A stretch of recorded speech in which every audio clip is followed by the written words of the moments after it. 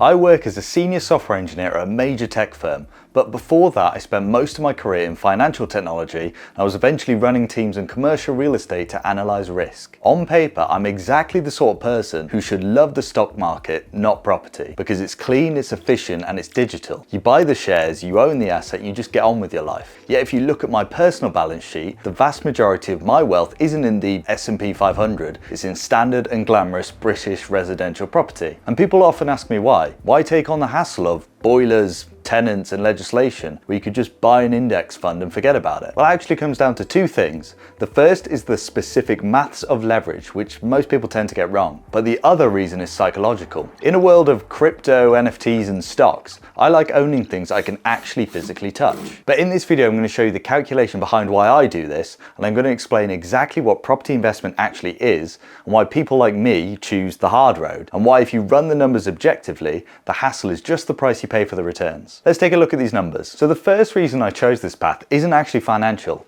It's all about control. And if you invest in stocks, it's quite passive. When I buy shares in Amazon, for example, I'm just a passenger. I might believe in Amazon as a company, but I can't just walk into their HQ and tell them how to optimize their supply chain to increase value. And if I have stock in something and it drops 20% tomorrow because of a tweet or a post on X or whatever they're being called this week, my only options are either to wait or sell or buy more. I personally can't fix anything. However, if I invest in property, I have absolute control. I consider it an active investment. Now, just to be clear, I'm talking about rental property here, buying and holding for the long term. I'm not talking about flipping, because flipping can be compared to more trading. It's just a second job with more dust. You stop flipping, the money stops coming in. I'm talking about building long-term wealth that exists even when I'm sleeping, which some people call passive income. With a rental property, it's a physical asset and it exists in the real world. If I buy a house below market value, underperforming, and maybe it's dated, the layout is weird, or it smells like damp or the 1970s, then I personally can directly force value into that property to increase it. I can put in a new kitchen, I can knock a wall down, I can even add a bedroom in the loft. And adding that value I can do with my own two hands or by someone I hire. So I'm not sitting around hoping the market gives me a return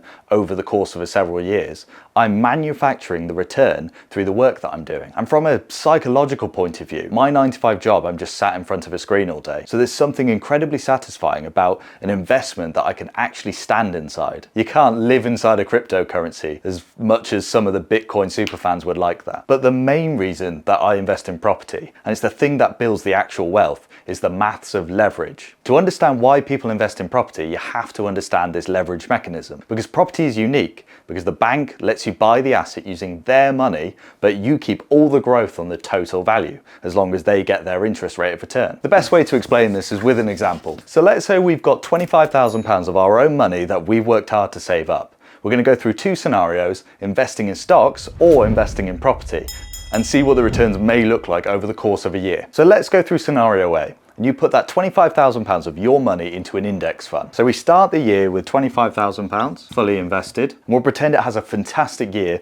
and grows by 10%. That means on growth alone, you'd end the year with £27,500 of invested stocks, meaning your profit, 2.5k, and your ROI is 10%, same as the growth. You've made £2,500, 10% return on investment. It's clean, it's simple with no stress. But let's look at the property side. You take that same 25k, and because houses are stable assets, the bank allows you to use that £25,000 as a 25% deposit on a house worth 100k, and they'll lend you the other £75,000 to purchase it. This means you start the year with 100k of an investment. Let's make it harder for property this year, and say it only has a mediocre year, and it grows only by 4%, which is probably the average for the past few years of property growth. That means that the property value at the end of the year will be 104k. So your property has grown by 4% from 100k to 104k. Now it looks like even though the growth was a lot less than stocks, your gain was higher. And that is true. But wait, we need to be honest here. Borrowing money isn't free, and you have a mortgage of £75,000,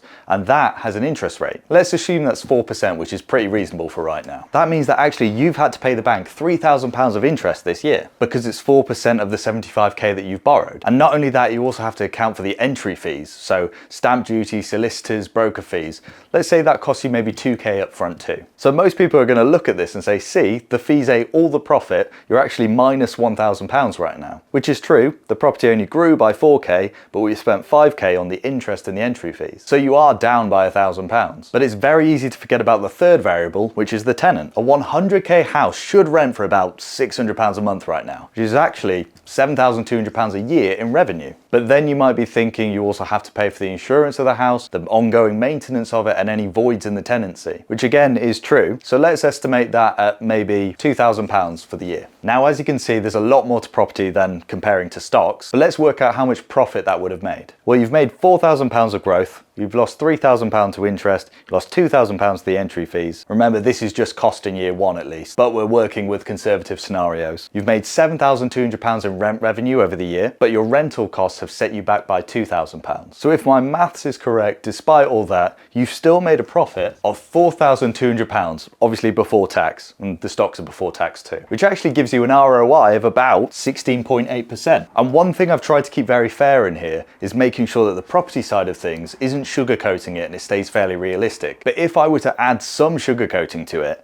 this growth is natural growth. It's not as if I've added any value through the work that I've done. If I put in carpets, put in a better kitchen, that'll increase the value of the property even more. Plus, in future years, you're not going to have to pay any more solicitors or stamp duty, so the entry fees would have gone away. And these estimates are conservative, as I say. So you've made £4,200 in profit, despite all the expenses that you're having to pay out to. I'm just going to round this up, giving you an ROI of nearly 17%. So if we compare these two on the whole, the stock market performed more than twice as well as property, 10% versus 4%. But because of the leverage, the property made more money. Now, before you run out and mortgage everything that you own, there is a warning with this. Leverage is a double-edged sword. It multiplies your wins, but it also multiplies your losses too. So if that 100k house drops by 10% to be worth 90k, you haven't lost 10% of your money, you've lost £10,000, 10% of 100,000, which is 40% of your deposit, and that's painful. However, there are two ways that we mitigate this. So the first is that we buy below market value. As an engineer, I like safety margins. So I try to buy properties below what they're actually worth, because maybe it's a probate sale or it needs work. If I buy that 100k house for 90k,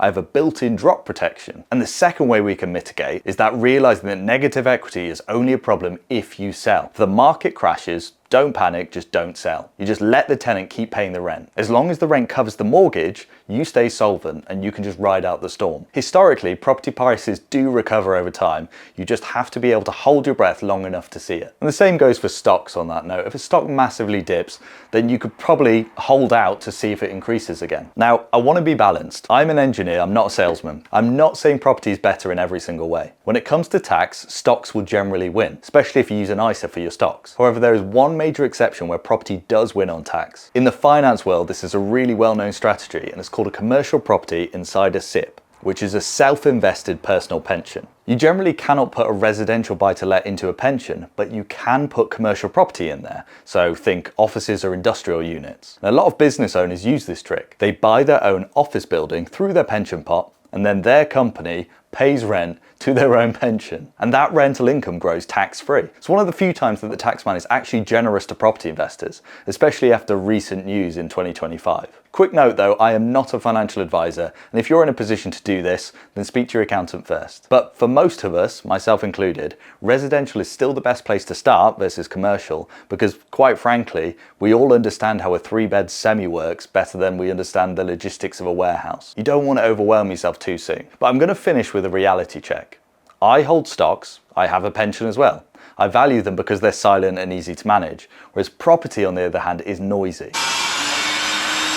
When you buy a rental property, you are not just an investor, you are running a small logistics business. Last year over the Christmas break, I wasn't checking the S&P 500 performance while eating my turkey dinner. I was actually spending Christmas helping a gas engineer install a new boiler in one of my properties because the existing one broke, and then when he went round to replace it, the existing pipes were only 15mm copper and new regulation required them to be 22mm copper. So the stock market has never asked me to rip up floorboards during my holidays, and that's the service charge you have to pay for those higher returns. If you have a high pressure career or a young family, and I have both, you need to honestly ask yourself whether the extra ROI is worth the headspace. But in my experience, and again this is my personal experience, the ROI is actually better than this. The last property I did, I actually managed to pull a lot of my money back out, and for the £15,000 that I left in the property, I managed to get a 16% ROI back off that. So these numbers are pretty real. But to be honest, there's one final reason that I do this, and it's not on the spreadsheet, it's not on the numbers. I'm doing something that I'm actually proud of. I'm providing quality homes to tenants, and I'm not rinsing them for every single penny.